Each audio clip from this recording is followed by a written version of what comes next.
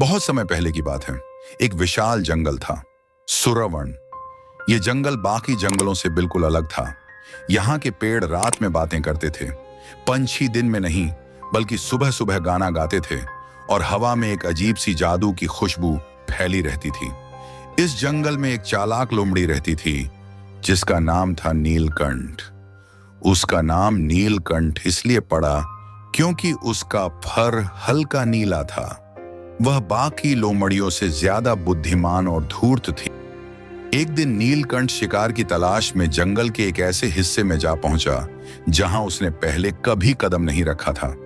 वहां एक विशाल पेड़ खड़ा था। उसके तने में चेहरे जैसा निशान था और जैसे ही लोमड़ी पास पहुंची, पेड़ ने खुद ब खुद बोलना शुरू कर दिया।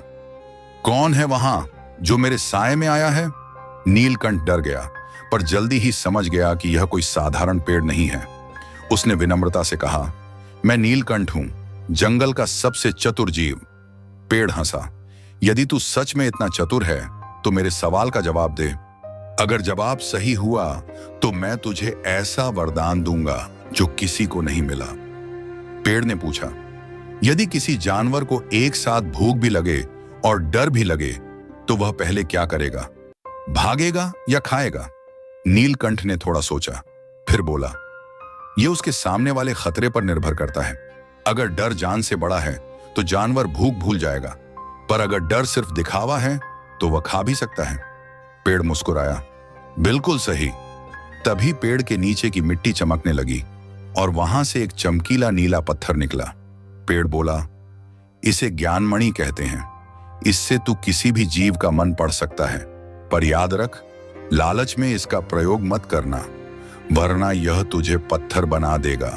नीलकंठ ने सिर हिलाया और वह पत्थर अपने पास रख लिया। अगले दिन नीलकंठ ने देखा एक सुंदर हिरण घायल पड़ा था। हिरण बोला, भाई मेरी मदद कर, मुझे भेड़ियों ने घायल कर दिया है। नीलकंठ ने पत्थर से हिरण का मन पढ़ने की कोशिश की। उसे पता चला कि हिरण असल में घायल नहीं था, बल्कि वह नीलकंठ को फंसाने आया था, क्योंकि जंगल के सारे जानवर नीलकंठ की चालों से परेशान थे। नीलकंठ ने मुस्कुराते हुए कहा, अरे मेरे भाई, मैं तेरी मदद करता हूं, चल तुझे अपने घर ले चलता हूं। हिरण खुश हो गया, पर जैसे ही वह पास आया, नीलकंठ ने जमीन पर पत्तों का जाल बिछा रखा था। हिरण उसी में फंस गया। नीलकंठ बोला, जिसे मैं देख नहीं पाता उसे मैं समझ लेता हूं। यही बुद्धि की ताकत है। इस घटना के बाद जंगल के राजा, एक बूढ़े उल्लू, ने नीलकंठ को बुलाया। उल्लू बोला, नीलकंठ, तू बहुत बुद्धिमान है, पर तेरी बुद्धि अब घमंड में बदलने लगी है।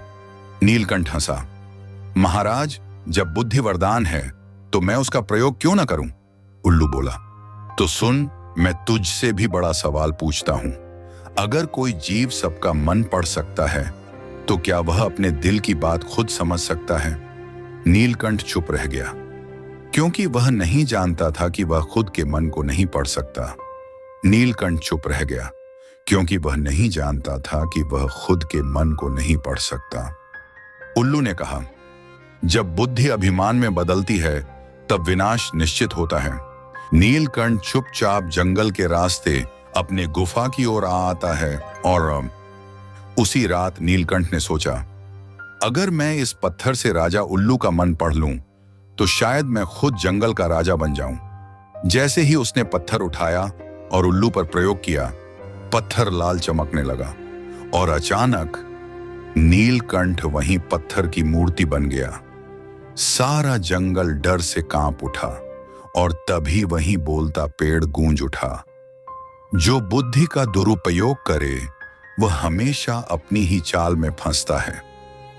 शिक्षा, बुद्धि और वरदान तभी उपयोगी हैं जब उनमें विनम्रता और संयम हो, वरना सबसे बड़ा ज्ञान भी विनाश का कारण बन जाता है। फिर किसी ने वीडियो को लाइक करके इसके टेक चैनल को सब्सक्राइब नहीं किया।